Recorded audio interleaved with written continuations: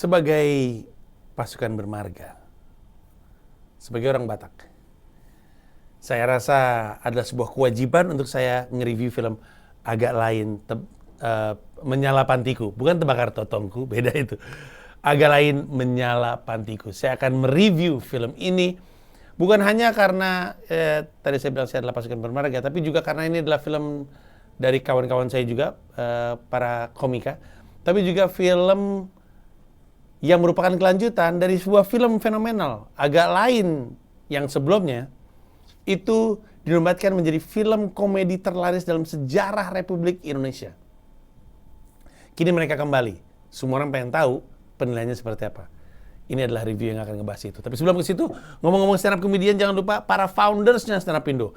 Panji Pragiwaksono, Rian Adriandi, Raditya Dika, Ernest Prakasa, Isman Hasuryaman akan manggung bareng di acara The Founder 5 Part 2 Unfinished Business di Istora Senayan Jakarta tanggal 14 Desember 2025, di mana kami akan stand up, main komedi improvisasi, main sketsa, komedi sketsa di atas panggung. Dan hanya di Founder 5 aja sih kami main sketsa bareng. Kenapa disebut Unfinished Business? Karena ini adalah keinginan kami untuk melanjutkan gatalnya main sketsa dari yang terakhir tahun lalu belum sempat benar-benar selesai. Nah, kalau mau beli tiket, silakan disikat aja tiketnya di thefounder5.com, thefounder5.com. Lu bisa beli tiketnya dan di informasi di website tersebut lu bisa ngeliat informasi dapatnya apa aja. Jadi ada yang 2,5 juta, ada yang 1,2 juta. Masing-masing punya paket sendiri-sendiri. Ada paket yang langsung dapat merchandise subrak-ubrak, ada yang dapat merchandise plus meet and greet, segala macam lah. Lu lihat aja di situ, informasi ada di thefounder5.com. Termasuk beli tiketnya di situ juga. Dan ada beberapa tambahan. Di bagian stand up ada Ali Akbar, Dani Beler, Isman Hasuryaman, dan Panji Pragiwaksono. Gue akan bawain materi stand up yang baru, bukan materi stand up main Serea. Terus nanti The Foundersnya main sketsa, main improv dulu, baru main sketsa. Sketsanya ada tambahan, ada Aloy, Umi Kuari, Hifzi, AR, dan nggak tahu siapa lagi. Jadi silakan beli tiketnya di sana. Agak lain, Menyala Pantiku. Tentu mau nggak mau ya, pasti ekspektasi terhadap Agak Lain, Menyala Pantiku tinggi sekali. Dan susah sekali melepas beban akan ekspektasi tersebut. Makanya pemain-pemainnya ketika ditanya, mereka nggak mau nyebutin targetnya lebih dari 9. Mereka nyebut targetnya lebih dari 1. Karena itu adalah target mereka sendiri di film sebelumnya. Mereka menargetkan 1, dapatnya 9. Di yang berikutnya mereka menargetkan 1,1, naik dari target yang sebelumnya. Tapi kalau dilihat dari hasilnya, kalau gue nggak salah mereka udah 2 juta penonton dalam beberapa hari. Nggak nyampe seminggu udah 2 juta penonton. Dan itu adalah pencapaian yang mengagumkan. Ini film udah pasti bisa dianggap sukses. Mereka kalau nggak salah opening weekend terbesar dalam sejarah Republik Indonesia deh. 2 atau 3 hari, 1 juta kalau gue nggak salah. Nah, untuk yang belum tahu, jadi Agak Lain ini yang kemarin dan yang sekarang tuh nggak nyambung. Mereka pendekatannya mirip kayak Warkop DKI. Kalau ingat film Warkop DKI, orangnya itu-itu aja, tapi ceritanya beda-beda, nggak nyambung. Ntar ada maju kena mundur kena, ada chips, ada apa sih? Kanan kiri oke, ada banyak banget. Jadi ceritanya tuh nggak ada yang sama, yang main mereka, karakternya namanya sama. Nah, Agak Lain mengambil pendekatan yang serupa.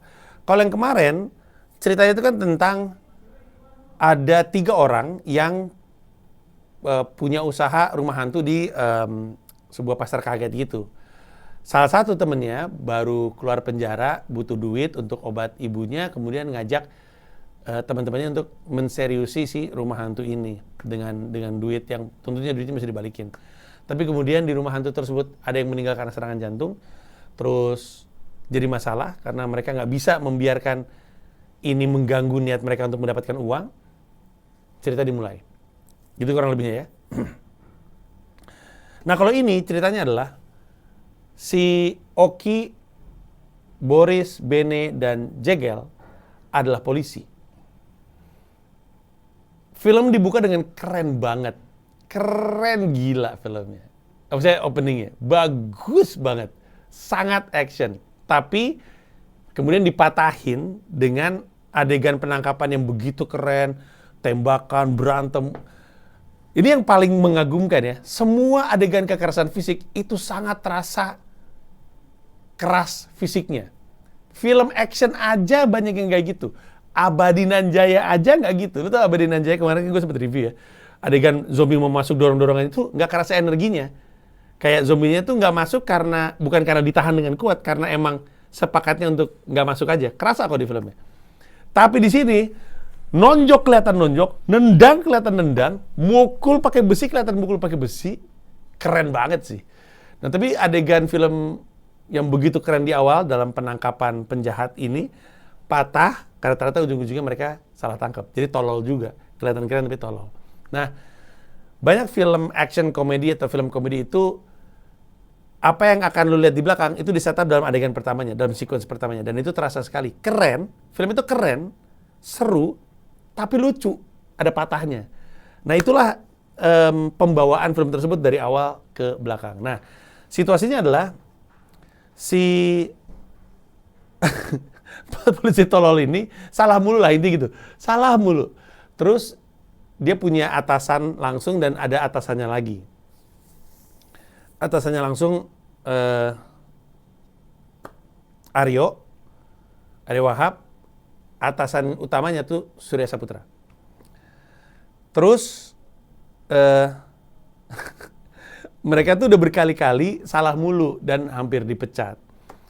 Lalu ada sebuah kasus ini adalah kasus pembunuhan di mana dari laporan yang mereka terima, pelaku pembunuhannya itu ngabur ke sebuah panti jompo. Nggak tahu tuh sebagai apa di panti jomponya, tapi ngabur ke panti jompo.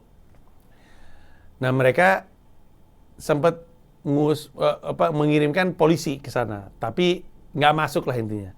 Sehingga terpaksa 4 orang ini masuk. Kenapa nggak masuk? Karena si manajer pantinya diperankan sama Gita Bebita. Gita Bebitanya itu orang Batak atau orang Medan lah. Ketika 3 polisi intel sebelumnya masuk nggak diterima, dan nggak diterima dengan lucu banget. Gita Bebita by the way is an absolute show stealer. Lucunya luar biasa di film ini. Bukan cuman gagal, tapi karena informasi yang mereka terima itu adalah bahwa si Gita Bebita itu orang Medan, 4 orang itu bilang, udah kita aja. Ini adalah cara kita untuk membersihkan nama kita dan mempertahankan pekerjaan kita. Karena masing-masing punya masalah. Dan lucunya, masalahnya mereka tuh kayaknya tuh diambil yang konfliknya beneran dekat dengan realita. Boris mau cerai, karakter Boris di film itu mau cerai. Karakter Oki Rengga anaknya mau ngelahirin. Karakternya Bene adiknya mau kuliah. Karakternya Jegel apa ya? Gue lupa. Tapi masing-masing tuh punya masalah keuangan sendiri-sendiri. Dan mereka nggak kerja. Mereka harus kerja. Permasalahannya karena mereka tolol sebagai polisi, mereka mau dipecat. Nah, kalau mereka bisa mengembalikan reputasi mereka di kasus kaburnya pembunuh ke panti jompo ini, mereka berpikir pekerjaan bisa dijaga sehingga kebutuhan finansial bisa aman. Gitu kurang lebihnya. Nah, kalau di yang episode lalu Oki Rengga adalah sentralnya, dia pemegang bobot terbesar dramanya. Di film ini adalah Boris Bokir dengan konflik perceraian tersebut. Nah, masuklah si udah ketawa gue. By the way, ini mungkin akan spoiler ya. Ini akan spoiler, jadi hati-hati. Gue sebisa mungkin nggak nge-spoil, nggak ngasih plot twistnya. Tapi kayaknya sih ada beberapa cerita yang akan keungkap. Jadi kalau misalnya lu tipikal yang terganggu sama spoiler, nggak usah. Kalau lu tipikal yang nggak terganggu sama spoiler, bahkan spoiler membuat lu jadi pengen nonton, ya ikuti aja video ini. Mereka masuk nih, tapi mereka tahu mereka harus menyamar jadi petugas. 4-4-nya pengen masuk nih, pengen nyamar jadi petugas. Di kesempatan pertama yang bisa ngelamar kerja itu cuma 2, Bene sama Jegel. Boris sama Oki nggak bisa karena mereka punya kepentingan, punya urusan masing-masing lah. Nah, si Jegel sama Bene masuk karena mereka logat Medan, apalagi Bene orang Batak, benar-benar Batak. Kita juga karakternya Batak, si karakter pengurus pantinya adalah orang Batak. Mereka ngobrol pakai bahasa Batak.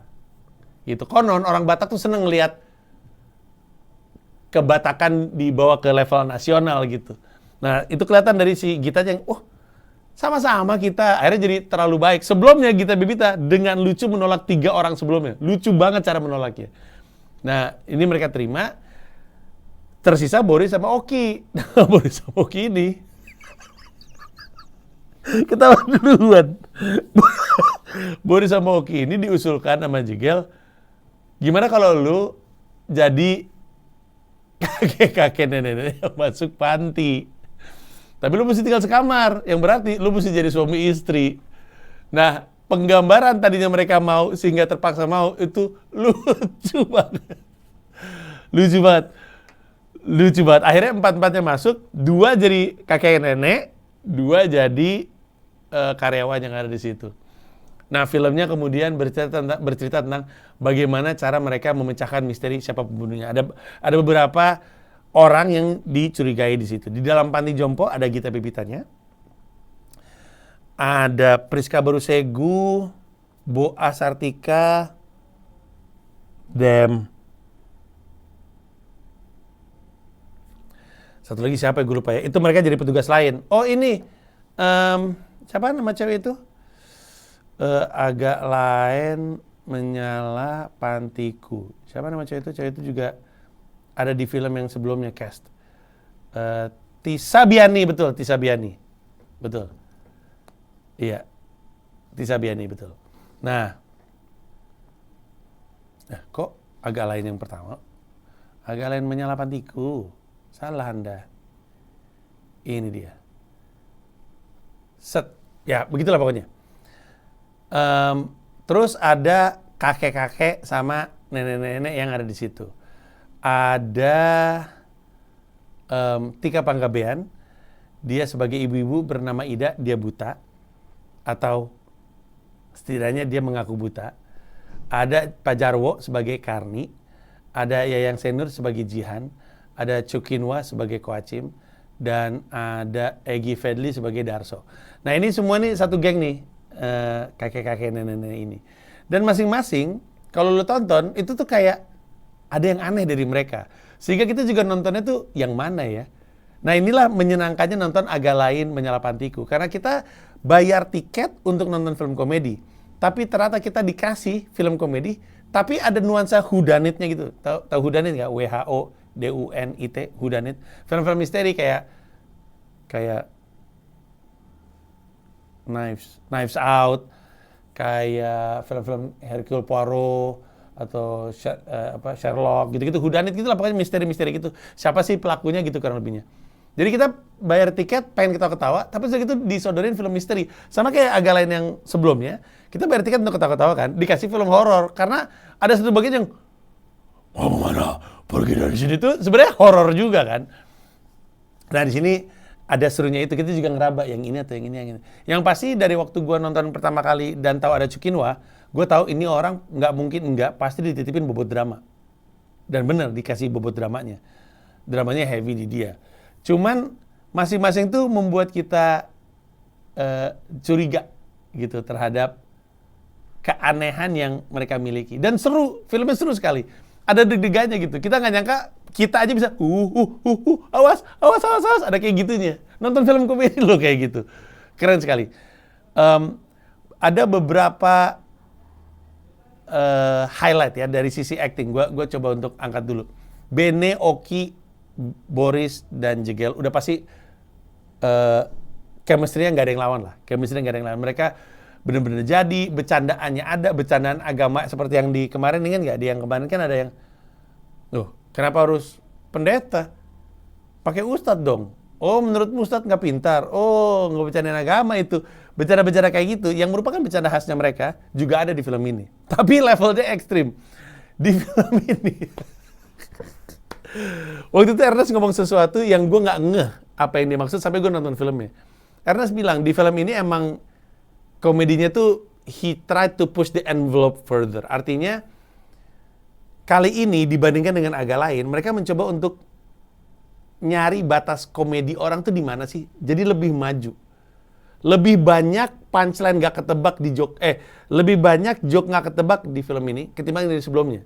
Kayak contohnya gue pernah bahas kan di film Agak Lain, di review Agak Lain yang waktu itu. Soal bercandaan yang baris berbaris terus kakinya salah, itu kan klasik ya. Terus adalah beberapa bercanda yang sebenarnya klasik gitu, kodian lah, tapi works sehingga dipakai mulu. Di sini tuh sejauh yang gue inget nggak ada. Semuanya tuh fresh dan lucu, bener-bener lucu banget lah. Ada banyak banget momen lucunya, tapi gue takut untuk nge-spoil. Pokoknya yang gue bisa bilang mereka berempat mainnya bagus banget, lucu banget. Terus Boah, Priska itu ngasih tambahan punchline yang seru di antaranya, mereka bagus. Tapi highlights-nya menurut gue adalah Gita Bebita sebagai Linda. Raja Guguk, jadi sama marganya sama si karakter Bene. Terus Pak Jarwo lucu banget. Sumpah Pak Jarwo lucu banget. Terus, oh ya jadi istrinya Boris itu adalah Ayusita. Terus, Lolo lucu sekali. Lolo lucu sekali. Benny menurut gue mainnya bagus di sini. Benny Benedictivity mainnya bagus di sini. Nah jadi film ini kayaknya lebih sedikit komikanya dibandingin yang sebelumnya, tapi lebih banyak aktor prominennya. Cukinwa, Tika Panggabean, Yayang Senur, itu aktor-aktor handal kan, dan membuat filmnya jadi kerasa lebih serius. Jadi kalau ditanya naik kelas nggak dari yang sebelumnya, kerasa naiknya dari sisi banyak hal. Cast-nya naik, terus penceritanya juga lebih rapi, lebih asik, komedinya juga lucu. Aduh banyak banget momen lucu, beneran deh gue pengen cerita semuanya, tapi gue takut spoiler. Tapi directingnya Aco tuh keren sih menurut gue. Orang kan nggak berharap ya pengambilan gambar yang keren-keren banget dari sebuah film komedi. Tapi dari Agak Lain Satu, kita udah tahu bahwa Aco tuh seneng banget punya angle-angle yang menarik. Dan angle-angle itu nggak sembarangan for the sake of keren, tapi emang emang ada nuansa keren, tapi dibutuhkan juga adegannya. Beberapa yang ada di sini tuh kayak adegan buka pintu, kameranya dari atas, terus kameranya ikut gerak seiring dengan pintunya kebuka. Kalau nggak salah yang dibawa Jegel. Terus adegan Jegel merayap, shotnya juga bagus. Terus adegan teleponan, awalnya dari bawah, itu juga cukup ikonik, antara ikonik Aco atau ikoniknya Agak Lain ya. Tapi ada adegan kameranya di bawah, mereka di atas, mereka lagi nelfon. Terus ketika kameranya pindah ke sini, awalnya deket, pas udah selesai teleponan, kameranya mundur ke belakang. Keren lah. Jadi directingnya Aco dan juga sinematografinya dari DP-nya juga ngasih kenikmatan nonton yang lebih gitu. Jadi puas banget deh, dikasih komedinya lucu banget, dikasih ensemble cast yang bagus banget, dikasih cerita yang ngunci banget serunya, dikasih pengarahan ya, directing dari Aco yang juga keren banget. Makanya gue nggak kaget sih kalau misalnya ini kan bisa dibilang kan 1 juta 2 juta pertama mungkin hype ya, bisa jadi. Tapi gue nggak kaget kalau misalnya ternyata hype-nya positif dan melonjak lagi. Nggak tahu sih apakah nyampe 9 juta atau enggak, tapi wah ini mah perasaan gue mengatakan 5 juta dapat sih, ini lebih malah. Karena keren banget. Nah, sisanya bobot drama yang ditawarkan sama Oki di film pertama, ini kan diwakili sama Boris. Gua kagum sama aktingnya Oki, tapi gua lebih nangis sama Boris di sini. Karena kayaknya dia nangis mikirin pernikahan dia deh. Jadi ada adegan, sedih banget sih memang, sedih banget memang. Ada adegan di sidang perceraian gitu. Anaknya masih kecil, anaknya cewek. Kayak anaknya Boris juga. Terus anaknya nanya, kenapa lu nggak ikut kami? Jadi sentralnya Boris itu adalah setelah perceraian, si mantan istrinya itu bilang, gua akan cari kerja di Malaysia. Ya, anak gua gimana, kata Boris. Karena ceritanya Boris kan di film tersebut tuh deket banget sama anaknya dan khawatir kalau misalnya dibawa keluar negeri, dia nggak bisa ketemu sama anaknya, padahal dia cinta banget. Nah ada satu momen di mana anaknya nanya, kenapa sih bapak atau papa nggak bisa ikut ke Malaysia? Nah momen Boris mencoba untuk menjelaskan sukarnya konsep perceraian dan rumitnya kondisi cinta dunia nyata ke anak itu membuat emosinya tuh lebih tumpah ketimbang kata-kata yang sanggup dia utarakan. Dan menurut gue di situ Boris di situ gue nangis. Di situ saya nangis. Pokoknya kalau bapak anak itu susah lah gue dah. Kalau di situ kan emang anak dengan ibunya ya. Kalau ini bapak sama anaknya. Jadi gue selalu nyangkut sama tema bapak anak, dan karena hebatnya Boris acting. Kalau actingnya Boris bagus kita udah tahu lah. Dan lucu, apa film Rudy Habibie itu film pertamanya Boris ya? Atau setidaknya itu film awal-awal lah. Kalau itu film pertamanya Boris, berarti gue ngelihat Boris pertama kali main film. Dan percepatan dia dalam acting itu mengagumkan lah. Kita pernah main film dan dia sebagai pemain baru, hitungannya. Sekarang dia udah mengagumkan sekali. Karena acting itu udah acting film drama, itu bukan acting film komedi. Keren banget lah. Tapi intinya ada banyak punch. Gue pengen banget bahas punchline-nya sih sebenarnya. Gue cerita momen-momennya aja ya. Ada momen di mana mereka berempat dimarahin sama karakter Arya Wahab. Kan gue udah bilang harusnya ke gudang yang ada di Tenggara. Lu malah gudang yang ada di sebelah mana? Lu tahu nggak Tenggara mana? Nah, sequence itu tuh lucu. Terus semua adegannya Gita lucu semua. Literally semua adegan komedinya Gita tuh lucu banget. Termasuk ada momen di mana Gita marah-marah terus batuk. Lucu banget, itu orang gila kali. Terus ada satu adegan itu juga lucu banget tadi. Ada satu adegan di mana Bene sama Jegel itu mencoba untuk ngobrol sama karakter Tika Panggabean yang buta. Si Tika Panggabean lagi megang telur, ditawarin ke karakter Bene. Momen itu juga lucu banget. Terus momen ketika Bene dan Oki terpaksa untuk untuk menyamar jadi kakek nenek. Terus momen ketika anaknya Boris ngomongin mukanya Oki dan respon Okinya tuh lucu banget. Terus momen ketika mereka Oki Rengga dan Boris dengan penyamarannya masuk ke panti. Momen berantemnya Boris dan Oki di tempat makan. Dan ada satu adegan yang oleh semua orang dibilang, lu lompat lu dari kursi lu pas lihat adegan tersebut. Gue sih lompat sih enggak. Tapi gue sebadan-badan meletus di kursi tempat gue duduk. Ya ampun gitu. Gue nggak lompat karena gue posisi tiduran. Gue nontonnya di Premiere soalnya. Tiduran gue. Kalau gue duduk di kursi mungkin gue naik dari kursi gue. Terus aduh apa lagi ya? Menurut saya banyak banget sih. Banyak banget. Apalagi adegan film yang bagus lah. Bagus.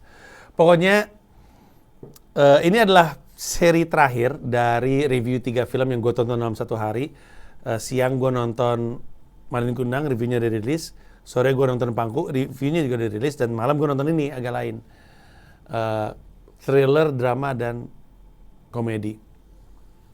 Film ini agak lain, kelihatannya masih akan lama di bioskop. Jadi kalau misalkan lu punya waktu, mending ditonton aja. Dan gue usul sih ditonton secepat mungkin sebelum lu kena spoiler.